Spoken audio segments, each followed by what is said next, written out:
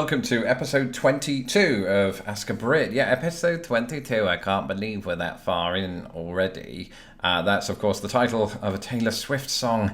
So that's the third thing I have in common with Miss Swift. I won't go into too much detail about the other two things. You can work those out for yourself. I'm talking rubbish. This is Ask a Brit, and of course it's the format in which you find people ask me, a Brit, any question you like in the comments below using the hashtag AskABrit. And so we're going to get underway today. The first question comes from Eric Alsman, and Eric asks, I'm planning to move to the UK someday. What would you suggest are the best ways to meet people once you are there? And did you find it difficult to make friends when you first came to the States? So to address the first part of that question, my own history would suggest that you make friends at university. But of course, that very much applies more or less specifically to the 18 to 21 demographic. So other ways you can make friends in the UK, just walk into a tea shop and say hi. That actually might be quite weird. Don't do that, Eric. I don't know. I mean, there's plenty of social activities, of course. Football is big. Would you really turn up to a football game and just start shaking hands with everybody? No, I don't know. I'm not good at making friends. You know, I have 3 friends, and 2 of them have 4 legs. So, and cats. I have cats too. Just talk to people. You know, we're all friendly. We might not seem it at first, but once you get talking to us, we are incredibly friendly, except the people that throw bottles at you on a Saturday night. And so to address the second part of your question, did you find it difficult to make friends when you first came to the States? No, actually. I was joking a minute ago. I have more than 4 friends. I have 5 friends. And one of those friends came from the theatre, or a few of them did. I did a lot of theatre work in my early days here, so that kind of helped. And of course, if you walk into an American community theatre with this accent, the first thought is, he's pretentious and putting it on. And then when they realise, nope, he's the genuine article. And now he's talking like he's from the north and we can't understand him. So that was how I was able to achieve it. But in my later years here, I've got a bit laxed about making friends. I've gotten too busy. I have a day job, a 40-hour-a-week job, plus this. So, you know, the only friends I have are my computer and my microphone. So, hello. This is a private moment. Can you leave me alone, please? All right, next question comes from Genial Harry Grout, who asks, how do the trains and train travel compare between the UK and the US? I frequently use the Trans-Pennine Express, and this is a slow but very scenic journey. Here's what I would say is that, of course, the United States is such a massive country, and it currently doesn't have rail transit that benefits the entire nation. So there'll be some cities that you can get to and from using the likes of Amtrak. So I can go from Chicago to St. Louis. I can go from Chicago to Indianapolis. But there are places dotted around the US where Amtrak doesn't go through. I think one of the Dakotas, I think South Dakota, is untouched by it, I think. I could be wrong about that. So Amtrak, if you're watching, and I am wrong, I haven't researched this in advance, so I do apologise. You know, there are places where it's just hard to get trains or public transit in general in the US, whereas in the UK, I think that is quite readily available. You know, but I think one of the major differences here is that the train travel in the UK is not cheap. I mean, you do have to pay an arm and a leg, particularly when those toilet doors close as fast as they do. And, that's one of the downsides. That's why when I lived in the UK, I wouldn't catch the train all the time, but I certainly would when I was going across country from, say, Grimsby to Lancaster, where I was at university. But they are more prevalent, and it is nice to know that. I think I took it for granted when I lived in the UK. But having said that, I've had some nice journeys on Amtrak in these last few years, well, specifically this last year, going to the likes of West Virginia, St. Louis and Kentucky. Got a video coming from Kentucky very soon. I promised it a while back, but then a lot of stuff happened. But that is coming out soon. But thank you for that, Genial Harry Grout. Next question is from Joe Van Emmerich. Do you know CGP Grey? He's an interesting watch if you don't, as is his podcast, Hello Internet. I caught a little bit of him the other day when I saw your question, and he's one of those fast talkers, isn't he? One of those fast talking sort of YouTube people. You know, I suppose I've been that in the past in some capacity. But yeah, it seems really interesting and philosophical. But so he talks at a million miles per hour. It's sort of like What they don't tell you about the square root of Garfield is that he was made out of cheese. First words that came to my head. But it's really fast, and he seems good. Thank you for that, Joe Van. Next question, 327HKS. Hi, Lawrence. Are you familiar with the Doc Martin show? I'm a huge fan of the show, but I've never heard you mention it. Also, I've been a Clunes fan for years. He and the show have a huge following here in the US and around the world. That's how I somehow stumbled upon your channel. So I'm aware of Martin Clunes, of course, from Men Behaving Badly.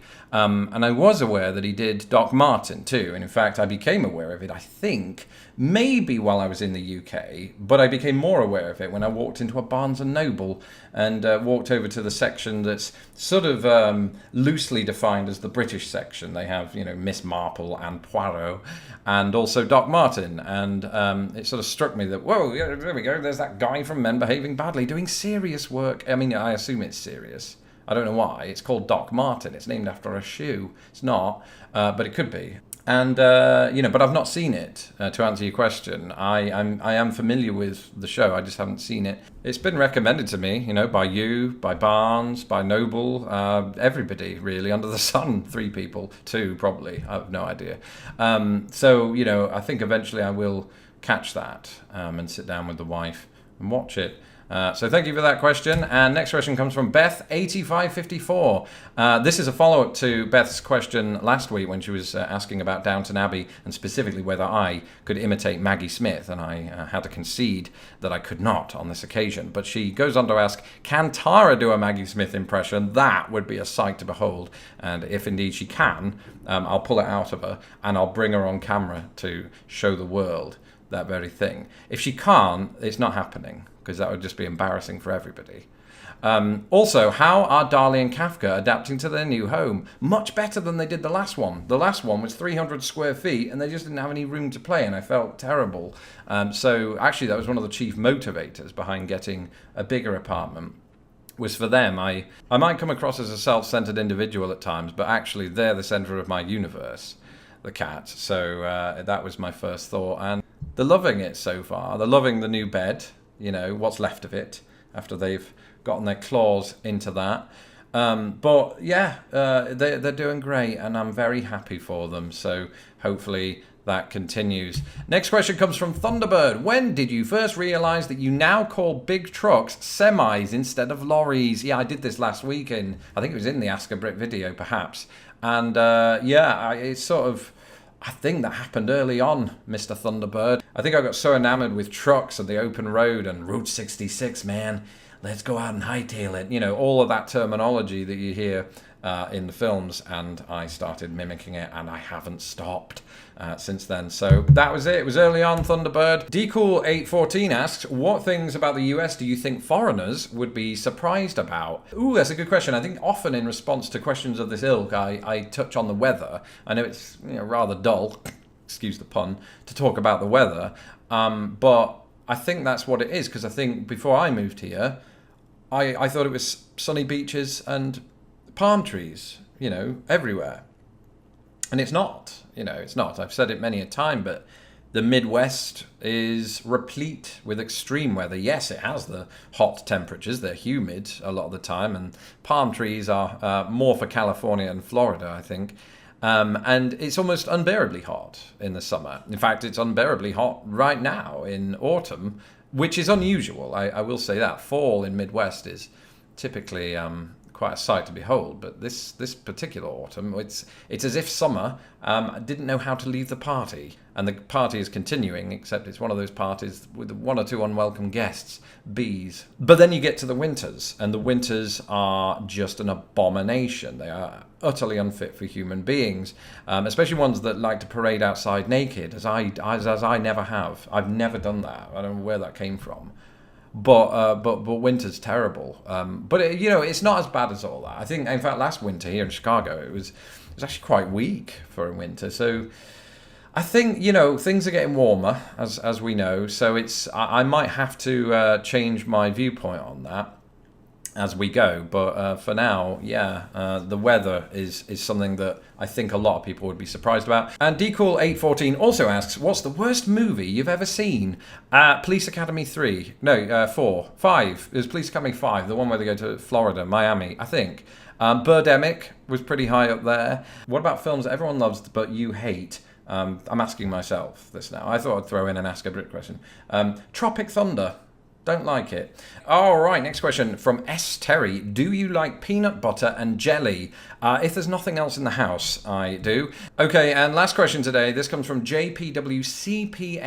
How do Brits feel about their famous historical figures, particularly pre-World War II, like Alfred the Great? Is he generally revered as a great lawgiver and moral example, or would Brits just laugh at that? Or is he so far back in time that he doesn't register? That is a loaded question. I think he's viewed favourably on the whole. I think there was a poll done by the BBC a few years back of the greatest Britons, right? And I believe he featured in the top 20 because, as you say, you know, he did overhaul Britain's legal system and make it more fair and just. And, you know, he pushed the idea of education. But, you know, you're thinking that's quite ahead of its time for the first millennium AD, but that's what he did. So I think he is viewed favourably by those that know who he is. I have an interest in the sort of the bad characters from British history. So your Henry VIII, your Richard III's potentially, although he's often portrayed as bad in